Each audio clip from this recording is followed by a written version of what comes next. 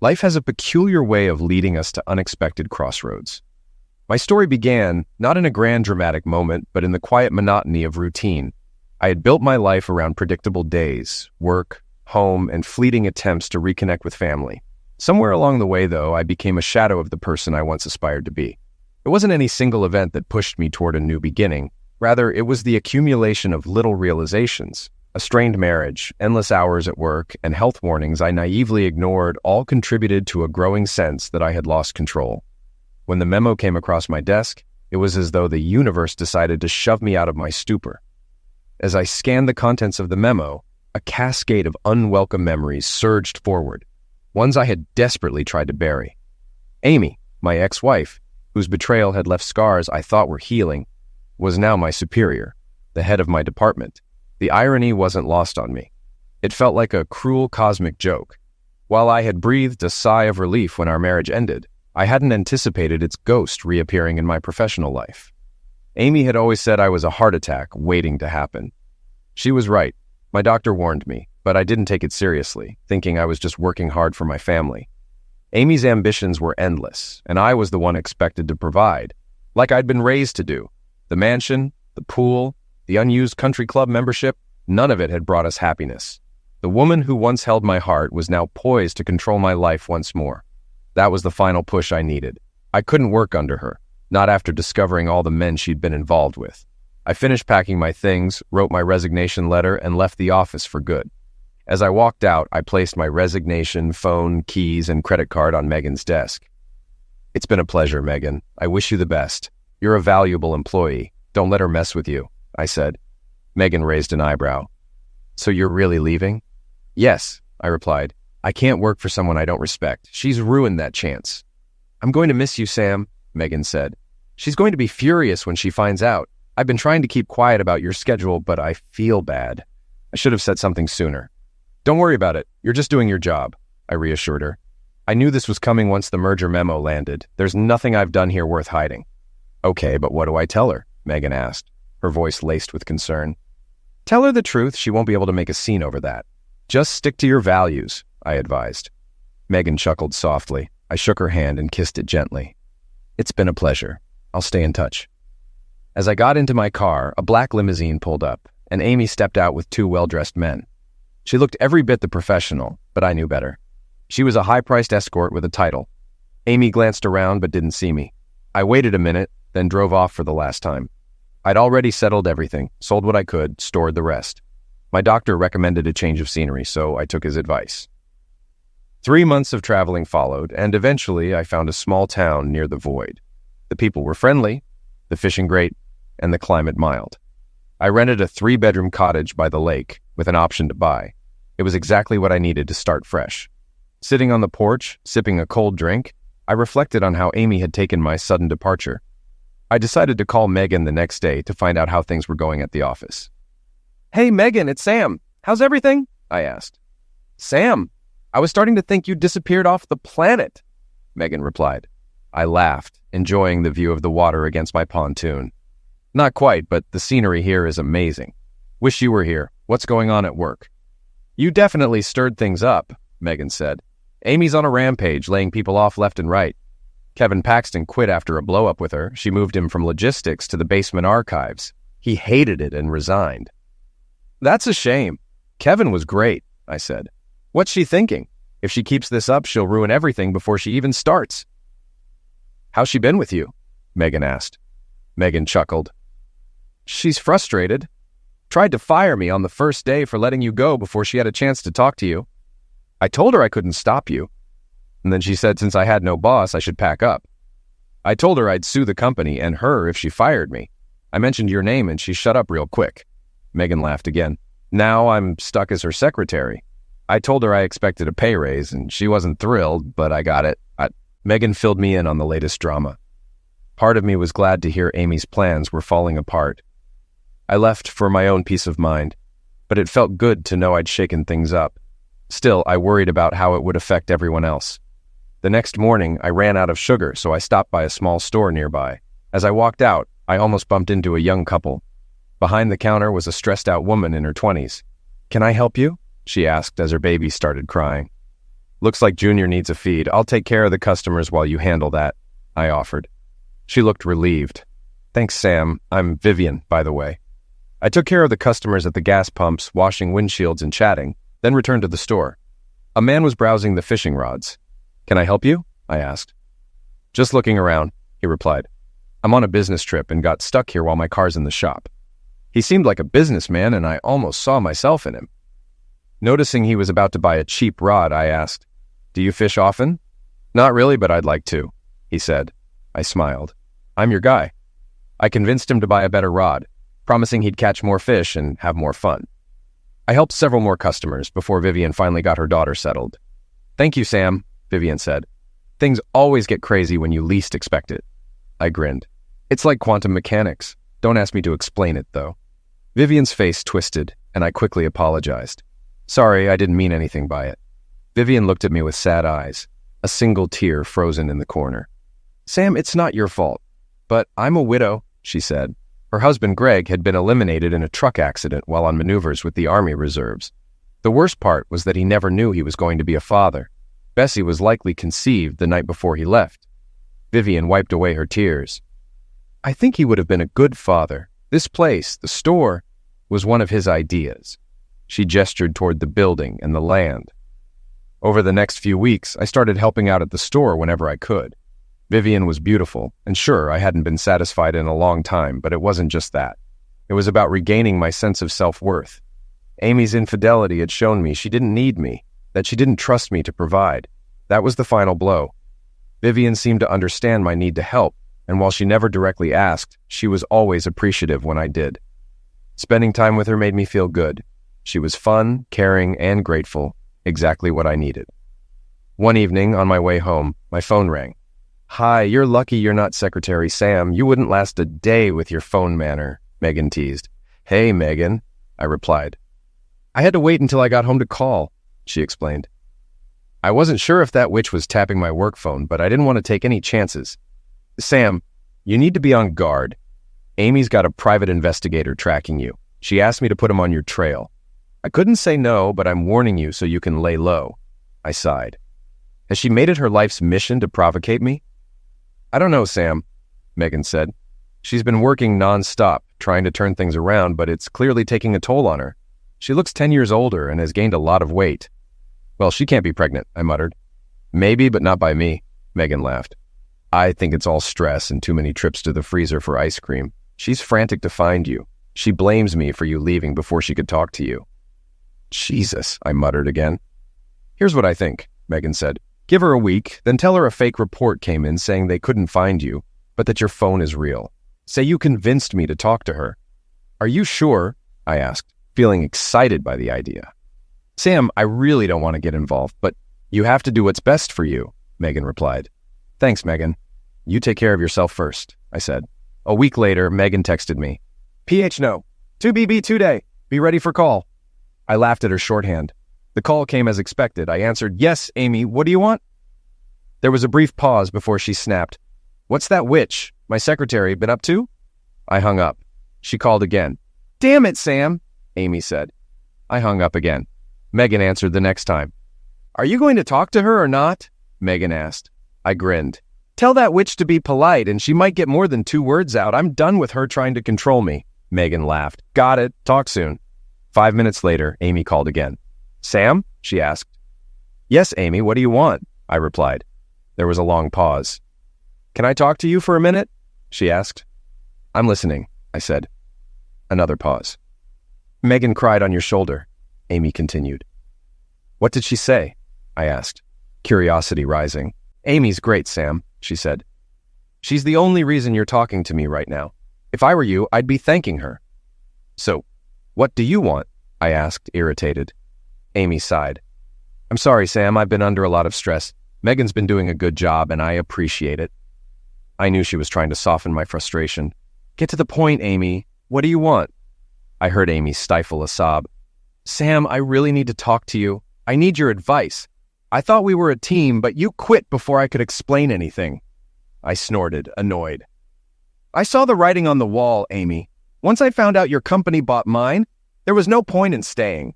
I wasn't about to be humiliated again. So, Have a good life, but I doubt I'll see you again." "Please, Sam," she begged, almost crying. "I know I don't deserve it, but I need 30 minutes to pitch my idea. Please, just give me a chance. I don't know who else to turn to." I clenched my teeth. All I wanted was to hang up, but I resisted.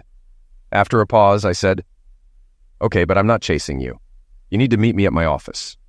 I'll have Megan let you know when and where." I ended the call, half expecting her to ring back, but the phone stayed quiet. The next day, Amy asked, "Why do I have to go through Megan? Why can't you just give me Sam's address?" Megan, gripping the steering wheel, snapped, "Because Sam wants it this way. You meet him. He doesn't want to see you. If you don't like it, tough. But I'm not sticking around for your meeting." I was chopping vegetables for dinner when Megan called to say they were about 30 minutes away. I didn't want Amy to feel comfortable, so I kept busy, hoping it would throw her off. 15 minutes later, there was a knock on the door. "It's open," I called. Megan walked in, smiling. "Well, don't you look settled in here?" I grinned back. "Hi, Megan. Good to see you. You look great." Amy, standing behind Megan, looked anxious. "Amy," I said flatly. Megan noticed the tension. "I'm dying for a drink," she said, offering a friendly hug and kiss. "Wine, beer, or Coke?" I held up my dirty hands. "Want something to drink?" I glanced at Amy. Amy lowered her gaze, sensing the coldness in my tone. "Hi, Sam. A glass of wine would be nice. Megan's right. You look good." Megan opened a bottle of white wine and poured 2 glasses, handing one to Amy. "Which way from the edge of the world? I want to admire the view." "I'll leave you two alone," Megan said with a smirk. "But remember, I'm not cleaning up any messes." She winked at me. "Behave," I pointed to the back door. "There's a fishing rod on the deck if you want to try your luck." Megan rolled her eyes. "Not likely. I wouldn't know what to do with one." With that, she left, and I turned to Amy. "Take a seat and tell me why you're here." Amy hesitated, but sat down. She glanced around, trying to break the tension. "Nice place." "Small, but nice," I replied, my irritation creeping out. "This isn't small talk, Amy," I said, turning back to my chopping. "Just say what you need to say, and we can both move on." Amy sighed, took a sip of wine, and braced herself. "Can I ask one question?" I sighed. "You can ask whatever you want, but that doesn't mean I'll answer. Just ask." "Why did you leave?" I turned to look at her, sensing she was waiting for me to snap. Over the years, she knew I fought to keep my temper in check. I dropped the knife and turned to face Amy. "You don't need a rocket science degree to understand why I left, Amy. You're a VP now. You must have some brains. I think you can figure it out." Amy frowned, clearly irritated. "That was low, Sam. I'm good at my job, but I can't read minds." I folded my arms and stared at her for a moment. "You're right. But to be a good manager, you have to read people, understand their motives, and use their strengths. It's about finding a balance that benefits everyone." "Do you really want to know what I think of your talents, Amy?" I asked. She stiffened, sensing something harsh was coming. Still, she pressed on. "Okay, Sam, what do you think of my corporate skills?" I almost laughed at her challenge. "You're a bulldozer, Amy. Subtlety and finesse aren't your thing. You plow through everything in your way, not considering anyone but yourself." She was stunned. "Bulldozer?" she asked, still processing. "Yeah, Amy. You take the most direct path to your goals, without considering others. You don't analyze situations or think about who you might be hurting. You just barrel forward and burn bridges along the way." As I finished speaking, I noticed a tear forming in her eye. It was the first time she seemed truly vulnerable. "No, I don't want to," she whispered. I sighed. "Everything I did for us. But your ego got in the way. I know I hurt you, and I'm sorry for that. If you'd stuck around, I could have explained my plan," she pressed. "You still haven't told me why you left." I tasted the sauce and added some salt. "I saw the writing on the wall, Amy. I knew you were brought in to clean house. You were the hatchet, and I wasn't foolish enough to think I wouldn't be next, so I did what I had to do to make it easier for you." Her expression shifted, clearly eager for more. "Sam Beckman, for a smart man, you sure do some stupid things." "I wasn't planning to fire you. If you were any smarter, you'd know that," I replied. "What I did for us. I did it so you could achieve your dreams." She tried to sound sincere. "That's a good trick. Tugs at my heartstrings while stroking my ego. But I never said you weren't good at that. I just hate that you're still playing me." I gave her an unimpressed look. "I can't count the times we've sat around, talking about how the higher-ups are ruining the company. I believed in you, Sam. I still do. I worked hard to get your company back on track, to make it profitable, and now I have the chance to help turn your ideas into reality. I shook my head. Now it's the "it's all your fault" gambit.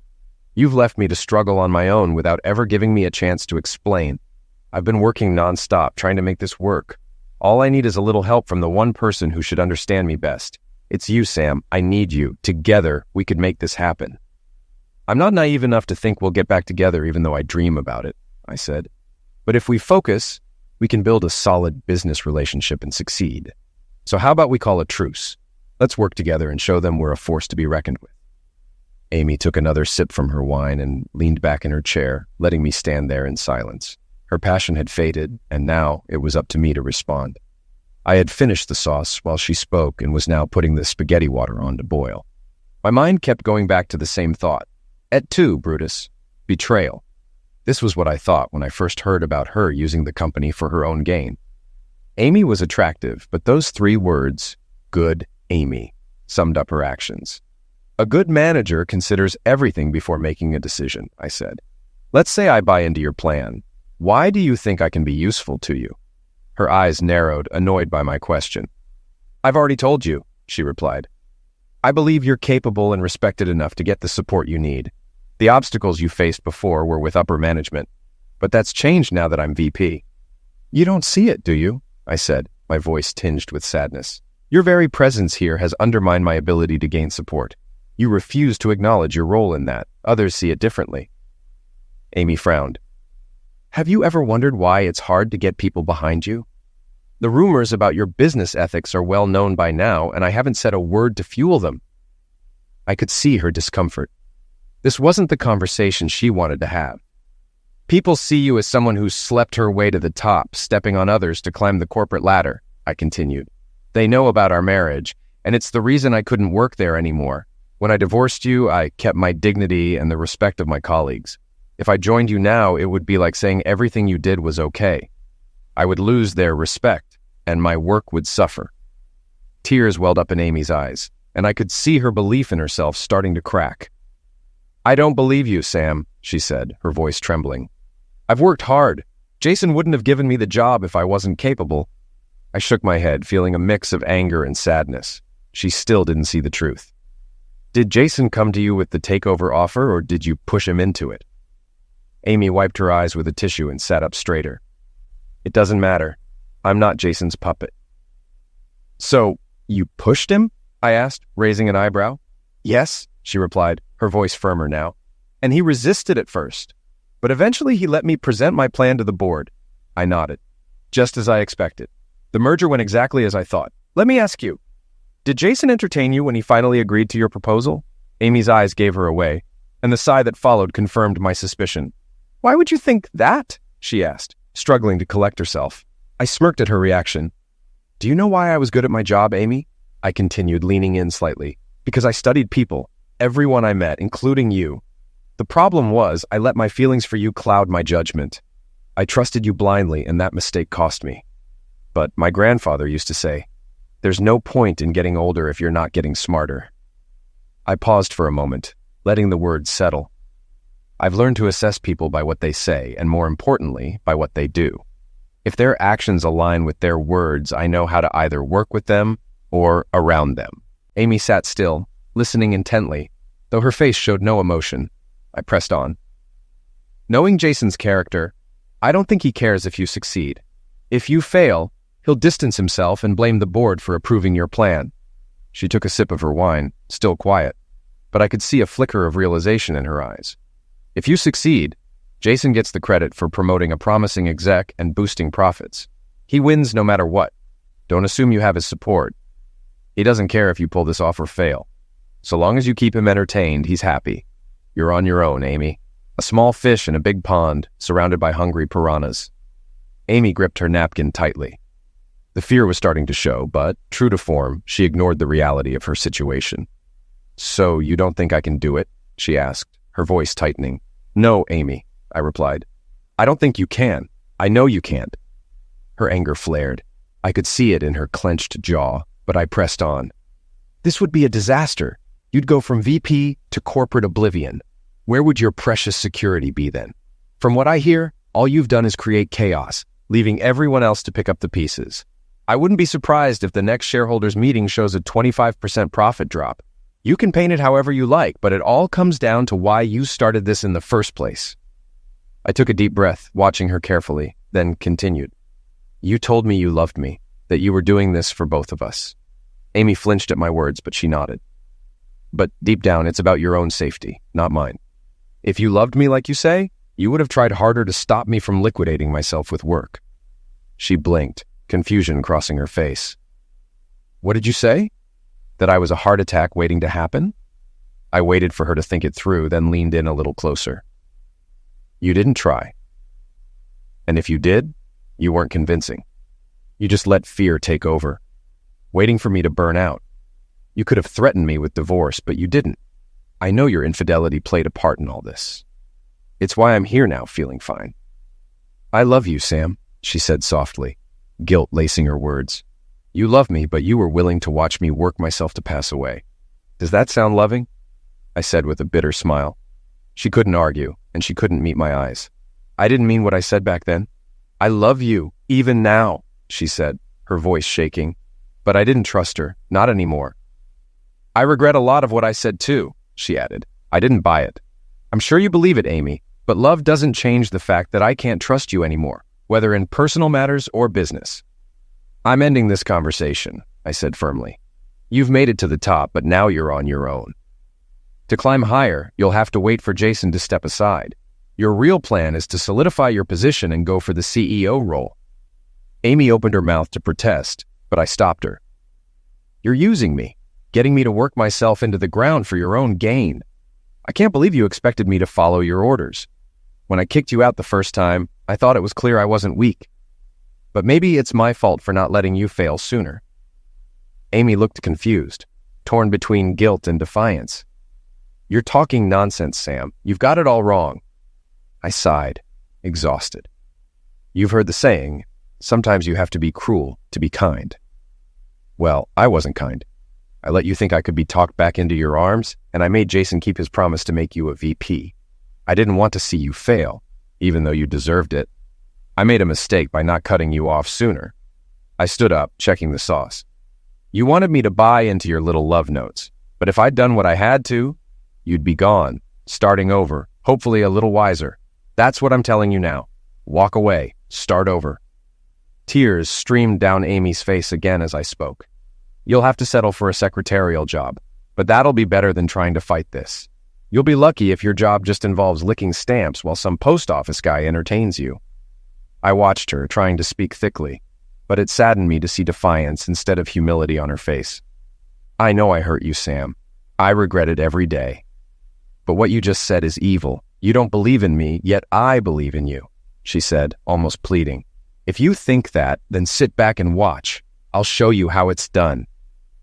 Just then, there was a knock at the door. Come in, I snapped. Is everything okay, Sam? Sorry to interrupt, came Vivian's voice. I sighed, realizing I'd lost my temper. I glanced at my watch, surprised by how much time had passed. Sorry, Vivian, please don't come in. Amy was just leaving. I glared at Amy, waiting for her to get up. Amy looked at Vivian, who was younger, slender, and stunning, standing in the doorway. Amy's face twisted as she realized why she was here. She turned to me. I stared back, then saw her eyes shift to the food simmering on the stove. She seemed to understand what was going on. What? You thought this was for you? I said, my voice hardening. I told you from the start this wasn't some fancy dinner. Don't get upset because I invited a friend over. We've been broken up for years. The only reason you're here is so I can knock some sense into you. Amy jumped up, head down, and rushed past Vivian. Tell Megan I'll be waiting in the car, she muttered. Vivian looked at Amy, concerned. I hope I didn't make things worse. No, you didn't. We'll handle it. Can I tell Jillian I don't need her tonight? It's not about you. I'm glad you showed up when you did. I hugged Vivian, kissed her cheek, and added, You can watch the pasta for a minute. I need to tell Megan that the meeting's over and she can take Amy home. As I stepped outside, I saw Megan napping on the back terrace, the afternoon sun slipping behind the horizon. I couldn't help but think that Amy's words held some truth. Now that Amy was VP, she had cleared the way for my ideas. It made me reflect for a moment. How's the view? I asked, turning toward Megan. She smiled, keeping her eyes closed. Just like you said, Sam. Amazing. I watched her for a second before asking, "How did it go in there? No fire shots?" She chuckled playfully. "Not well. She's not backing down. Amy's in the car, waiting for you." Megan shifted slightly and then asked, "Can I ask you something?" "Sure, anything," I replied, still watching the sunset. I hesitated. "How do you see your future at work? How ambitious are you, Megan?" Megan raised an eyebrow, surprised by the question. "Not sure what you're getting at, but if you mean what I think, I'd like to take Amy's job." She stood up. "I know I can do it well, but I won't compromise myself for it. Why do you ask?" I thought for a moment. "I think it's time to end this circus. Can you connect with Kevin Paxton and meet me in town in 3 weeks? I might have an offer for both of you." Megan nodded, and I led her inside. She saw Vivian at the stove. Vivian elbowed me and whispered, "Now I get why Amy ran out of here like that, you old dog." Megan smirked, glancing at me. "She's gorgeous. She's probably the final nail in Amy's coffin." "Jesus, Sam, Amy never stood a chance. Not even I do. Poor girl's probably licking her wounded pride right now," Vivian added. I nodded, appreciating Megan's beauty. "And she's just as beautiful inside." Vivian looked up as I introduced Megan. "Nice to meet you." Megan hesitated, eyeing me. "Sam seems to have so many women in his life. I'm not sure there's room for me." Megan chuckled. "Don't worry about the other women. He's the only man you need to trust. And as far as I can tell, he's got his eye on you. Watch your back, girl. Sam can be a real Casanova when he sets his sights on someone he likes." I didn't know what Megan meant by that. I hadn't been around her enough for her to say that. My face reddened. "I think you've said enough for one night, Megan. Time to go," I said, nudging her toward the door. Before leaving, Megan looked over her shoulder and said, "If you're smart, Vivian, don't let this guy slip away." She kissed me on the cheek. "Be smart. See you in 3 weeks." Vivian and I sat on the back deck of the Merlot, watching the waterfowl drift by. We talked about the events of the day, and I filled her in on the mess my marriage to Amy had become. "You don't really want to do this, do you, Sam?" Vivian asked. I shuddered at what was coming. "No, I don't, but it has to be done. I can't sit by while everyone loses their jobs because I took the easy way out. As much as it hurts, I have no choice." Vivian stayed quiet for a moment, then said, "If you must know, Amy still has feelings for you." I almost laughed. "I knew that before, but not anymore. Not after what I told her this afternoon. I laid into her, but I don't think it made a difference." Vivian smiled. "For all your toughness, it's clear you care about people, including Amy. We women appreciate that in men." I didn't have a response, so I took another sip of my beer. Vivian patted my arm as if trying to reassure me. "If I'm right about you, Sam, you'll do what's best for everyone." I nodded, a grim sense of foreboding settling in. "But I'm afraid not everyone will agree." Vivian shrugged. "You didn't make her bed, she did. Now she'll have to lie in it." I drifted into thought, and just as I was lost in it, Vivian caught me off guard. "Speaking of beds," she said, her tone teasing, "when are you going to show me yours?" I blinked, completely taken aback. "What?" Vivian chuckled. "Megan told me if I wanted to claim you, I'd better not back off." "What did she say?" I asked, still processing the sudden shift. Vivian smiled knowingly. "If you're smart, Vivian, you won't let this guy slip through your fingers." "Well," she replied with a grin, "I'm grabbing onto someone I think is worth holding on to." "So you're interested in more than just being friends?" I asked, feeling like a nervous teenager. "I didn't mean to mess this up. As you can see, my history with women isn't great." Vivian giggled. "You're blushing, Sam." My ears burned, and I smiled sheepishly. "You sure know how to make a guy feel stupid." I rubbed my face, trying to regain my composure. "When I walked into your store and saw you looking shattered and accepted my help, I felt like a knight rescuing a damsel in distress." Vivian's smile was priceless. "You were my knight, and you still are." She leaned over and kissed my cheek. "Since then, I've relied on you. I understand now why you've taken care of me all these months." Vivian stopped when she saw the confusion on my face. "It must have been hard for you when Amy made you feel unnecessary." "If it helps, I need you, Sam," Vivian said. "I haven't felt this comfortable since Greg died. It's a man thing, and Amy didn't get it. I couldn't explain it either." Vivian reassured me with a pat on the arm.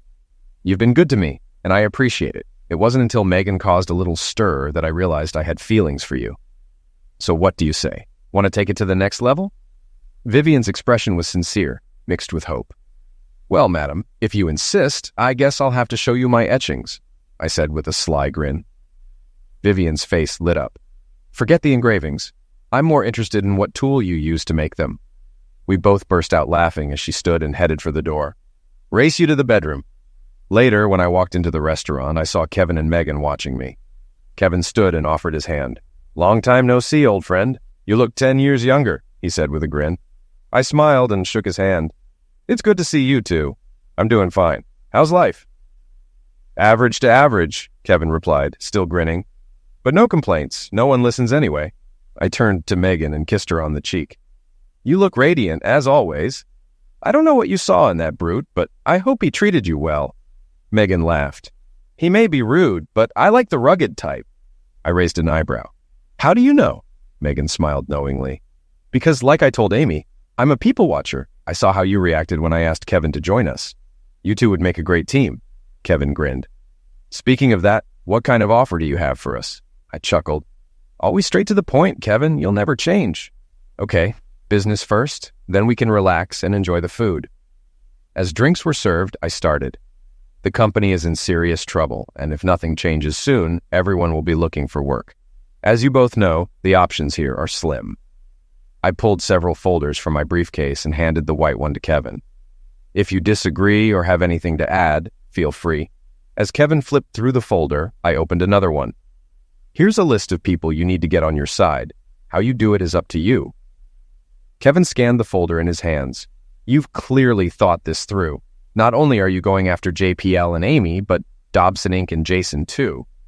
I saw the concern on his face. "We have no choice. Since Dobson bought JPL, we have to hit from both sides. My initial plan focused on JPL, but now we need to target Dobson's board if we're going to have a chance.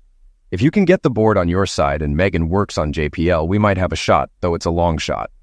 Kevin handed the folder to Megan. "You're not kidding when you talk about Sam.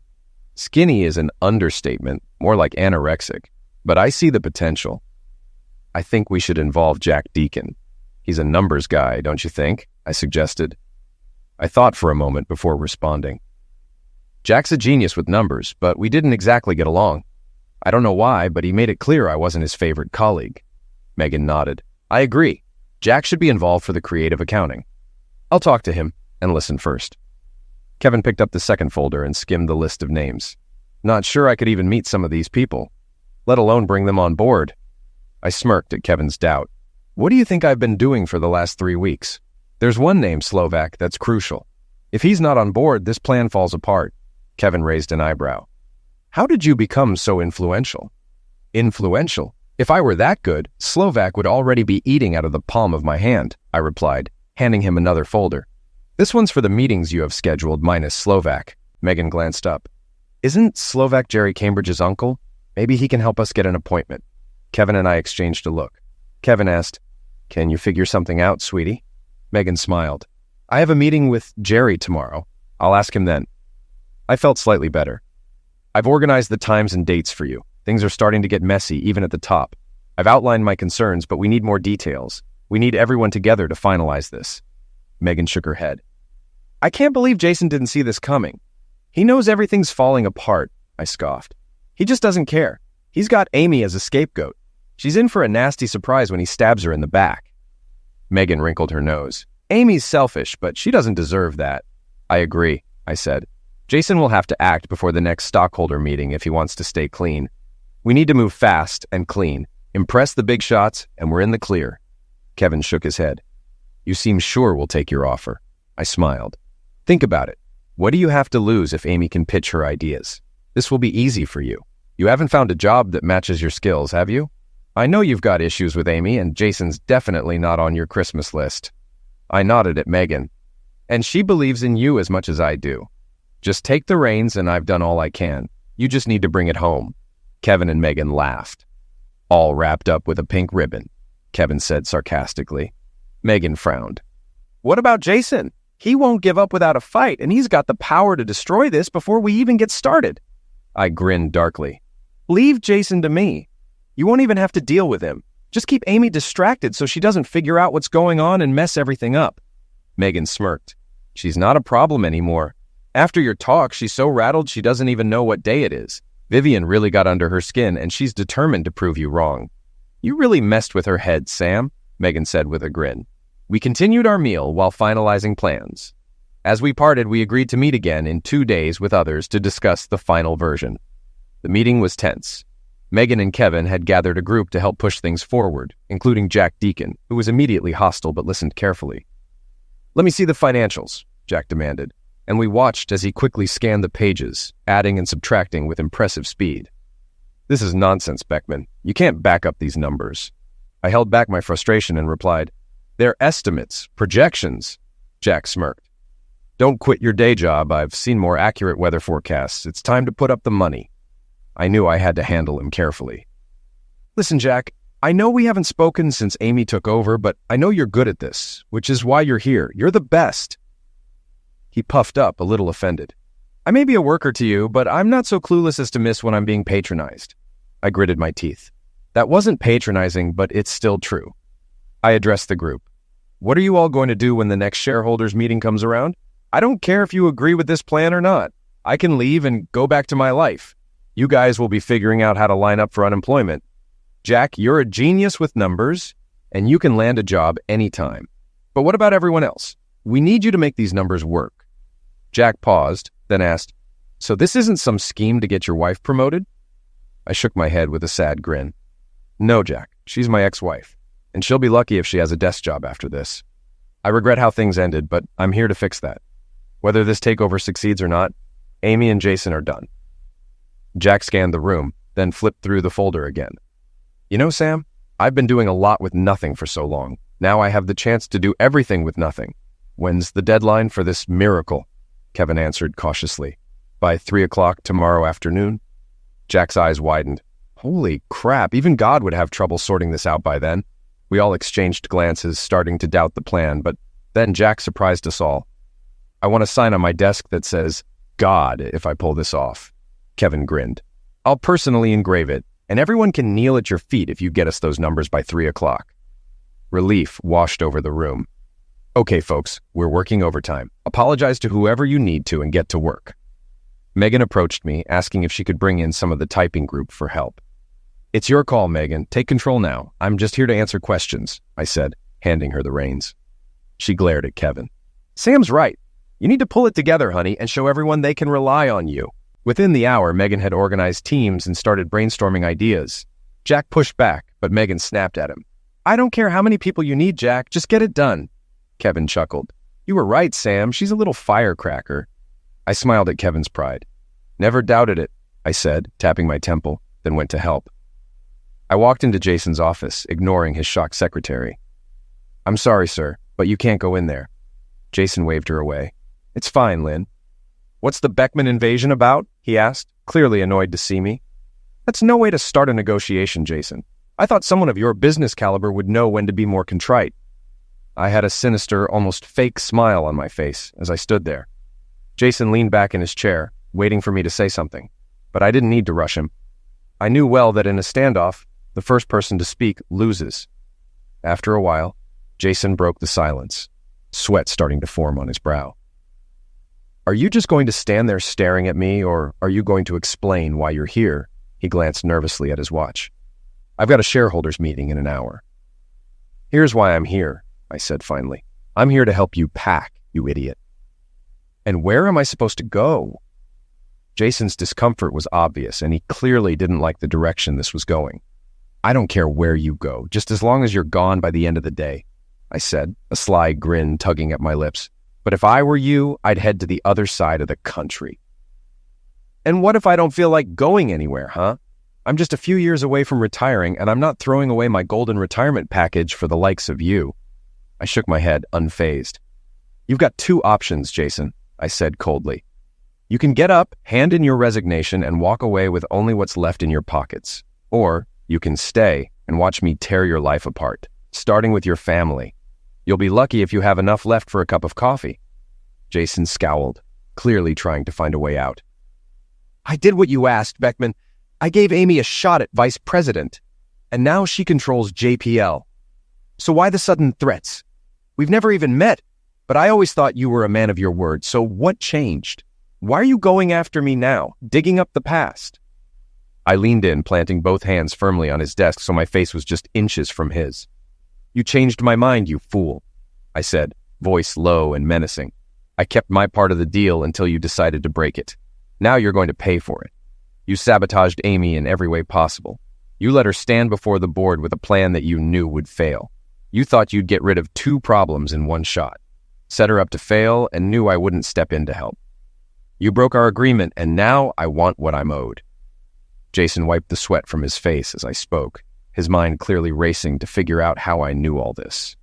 I didn't break the deal, Beckman, he protested. She came to me. I just gave her a chance to prove herself. If anyone's to blame for her situation, it's her, not me. Stop lying, I snapped, swiping a few gadgets off his desk in frustration. You had every opportunity to stop her, and everyone can see that without you, she never would have even gotten in front of the board to make a fool of herself. I pointed at him, my voice sharp. It was your choice. You made it, and now it's time to face the consequences. Resign or sit back and enjoy the destruction of your life. Jason's face shifted with every emotion under the sun. I watched him carefully as he considered his options. I seriously doubt you have the kind of dirt you think you do, he muttered, trying to look confident.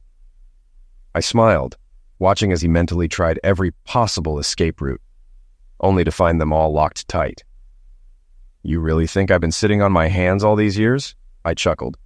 I've got all the dirt on your shady affairs from before you ruined my marriage, and I've dug up even more since then. Corporate fraud, embezzlement, not to mention 2 other little secrets. I knew I was bluffing, but I was pretty sure Jason had enough skeletons in his closet to make the threat sound real. Here's your choice, Jason. Jail or retirement, I said, watching his reaction closely. I could see the panic setting in now. His eyes darted around the room, realizing that his only option left was to walk out that door, and he had no choice but to leave. Kevin Paxton is talking to your board right now, and he's got a proposal that's going to turn your life upside down. When I leave here, I'm going straight over to hand everything I've got over to them. So you better make your decision, I continued, watching the tension grow. Jason's response was quick. He hit the intercom button with urgency. Lynn, get in here with a pad and pencil. I need to dictate a letter right now. I walked over to his liquor cabinet and poured myself a scotch. You win, Beckman, Jason said, defeated. I'll be gone by the end of the day. As I took a sip, his secretary walked in and sat down at his desk, ready to take dictation. No problem, Jason, I said. I don't have anything pressing at the moment. I'll drop off an email for you. Lynette could sense the tension in the room as she waited for Jason to begin dictating his letter. By the time he finished, she was struggling to keep her laughter in check and quickly left his office. I saw her reaction and realized Jason wouldn't have enough time to pack up and leave. As he walked out of his office for the last time, I called after him. I hear the South Pole is nice this time of year. Don't worry, I'm not planning to look for you there. Oh, and have a great day, Jason.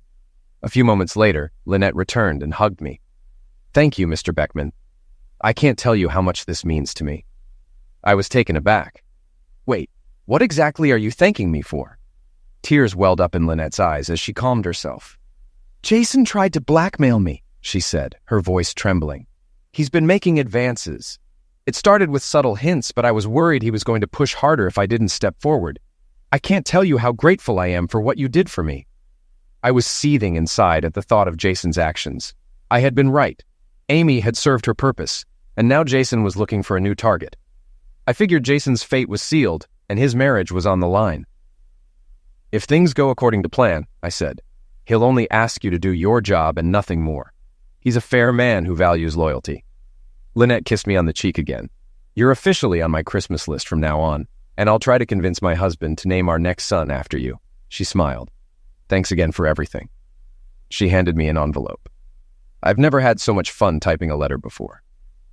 Later, I entered the office Jason had vacated 6 months ago. Morning, Lynn. Is the boss in? I asked, glancing toward her desk. Morning, Mr. Beckman. Yes, Mr. Paxton is expecting you, she replied with a smile. As I reached for the door, she added, You were right, by the way. He's everything a secretary could want in a boss. Thanks again. I smiled back as I opened the door. No problem, Lynn. And call me Sam. Mr. Beckman was my father. Lynette chuckled and waved as I stepped inside. Once inside, I settled into a chair and asked, So, how does it feel to be running one of the most profitable companies on the market at the end of the quarter? From behind his desk, Jason's voice boomed with enthusiasm. "Sam, you old fool. Where the hell have you been? How's everything? I can't thank you enough for what you've done, especially for Megan and me. She still pinches herself every morning to make sure it's real." I raised an eyebrow. "Oh, really? How do you know? Are you waking up next to her, planning a merger of your own?" I teased. Kevin shrugged. "Well, we're still in the negotiation phase, but it looks promising. I'm sure Megan would love for you to come to the signing, and I heard you've got a little one of your own you're taking care of." I laughed. "Yeah, same story here. You had a company to save. I had one to build. Vivian is certainly being raised right, a real thoroughbred." Kevin leaned back, and the joking quieted as his expression turned more serious. "Have you heard about Amy?" I felt the mood shift. "Yeah, Megan called me the day she was hospitalized. I guess the pressure just got to her, and she snapped. Megan wanted me to visit, maybe try to mend some fences, but I didn't see the point. Not until she got professional help. Me showing up would have made things worse." Kevin nodded, then shrugged. "I think Megan felt sorry for her, but that's women for you. I'm thinking of offering her a job at JPL, maybe as a secretary. Hope that doesn't bother you." I shook my head, my frown deepening. "No, it doesn't bother me. To be honest, I don't even care about her anymore. She's just someone I used to know. I hope she gets better and moves on." Kevin leaned back in his chair. "So, no desire to come back to the business? I could find you a great job with a solid financial package." I grinned. "Not a chance, buddy. Besides, you don't need me. From what I hear, you've got divine intervention on your side now." That made Kevin burst out laughing. "Oh, I almost forgot about Jack. He got his plaque and the respect of everyone here. You were right about him. He's a real math genius." For a while, he was the hotshot. I'd walk into board meetings with him handing me financial reports just before shareholders arrived. Kevin's smile grew wider. "And you know what's funny?" I raised an eyebrow. "What's so funny?" "I was just thinking about how Jack reacts when women sneak up on him. Let's see how he handles women with his math formulas. If he figures it out, I might just believe he's a god." I laughed out loud. I would have loved to be there for that. And I would have liked to sit in on the board meeting too. But, like you, I had more unpleasant business to take care of. While you were grooming the board, poor Jason was sweating it out at the very table you now sit at. Kevin's grin was unmistakable. "Same story, but seriously, if you ever need a job, just let me know." I shook my head. "I've got everything I need now. Vivian and I have launched our own little family resort. I'm here to offer you corporate rates for Thanksgiving weekend. Maybe some good-natured contests to promote team building." Kevin nodded, clearly approving. "Sounds like a plan. I think we could make a fishing contest work. That should get everyone bonding." Vivian and I were invited to Kevin and Megan's wedding, and now they have 2 wonderful boys. They're still a powerful duo in the business world. Every Christmas we get cards from Lynn and her family. She even convinced her husband to name their next child after me. Her daughter's name is Samantha, or Sam for short. As for Jason, he hasn't been heard from since his wife kicked him out. She tossed all his belongings onto the lawn and turned on the sprinklers. His prized Elvis-signed guitar became a necklace for her garden gnome after she dropped it on his head. Rumor has it he's hunting penguins in Antarctica now, but who knows? And Amy? After getting the support she needed to move on from everything Jason had put her through, she took Megan up on her offer for an entry-level secretary position. She sold her absurdly extravagant mansion and used the proceeds to buy a modest apartment close to work. She'll never climb the corporate ladder in the way she once dreamed, but at least she has a roof over her head and a steady job, even if she has to work hard to make ends meet until retirement. I spoke with her at the company's Thanksgiving party at the lake. She wasn't too eager to come at first, but Megan convinced her she needed a break. We had a good conversation, and she apologized for her arrogance, admitting she had overstepped. I apologized too, acknowledging that I had to make tough choices to protect everyone's jobs, even if it meant injuring her in the process. After therapy, she said she realized how misguided her thinking had been. I was glad to hear her laugh when I mentioned Jason's fall from grace. She seemed to enjoy the weekend, relaxing in the sun with her coworkers. As for her social life, I'm not really sure. Megan mentioned she occasionally goes on dates with other women, but that doesn't seem to stick with anyone for long. Honestly, I don't give it much thought, nor do I really care. It's her life now, and she's the one who has to live with the choices she's made. 6 months later, Vivian and I tied the knot, and we moved her and Bessie into my cottage. One day, as she unpacked, I saw her pull a picture of her late husband from her suitcase. stare at it for a moment, kiss it, and gently place it in a drawer of the dressing table. The moment moved me deeply, and I walked over to her.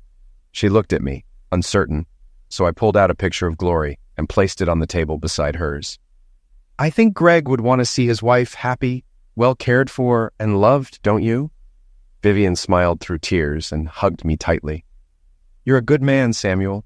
I think Greg and you would have been the best of friends. My guardian angel has been watching over me for a long time. I'm so lucky to have not one but two people in my life that I can truly call my soulmates. I felt amazing. No, I felt more than amazing, better than I had in years. When Bessie is old enough, I'll make sure she knows all the wonderful things about her father. They both deserve that. Our little fishing resort continues to grow. Jillian now has an apartment above the store. She's not always the most punctual, but at least we know where to find her when things get busy. We've expanded our cabins and added private docks for weekend anglers. I spend most of my days working in the shop, handling routine boat repairs and general maintenance. Vivian still runs the store, and Bessie, now 5, is always underfoot. She's starting to see me as a father figure. I'm the only father she's ever really known. Last summer, we gave her a big surprise, her own little brother. Brady has temporarily stolen the spotlight. But I have to admit, I spoil both of them. And my doctor's happy too. I should probably send Amy a thank you card to mark the occasion. But no, I'm just kidding.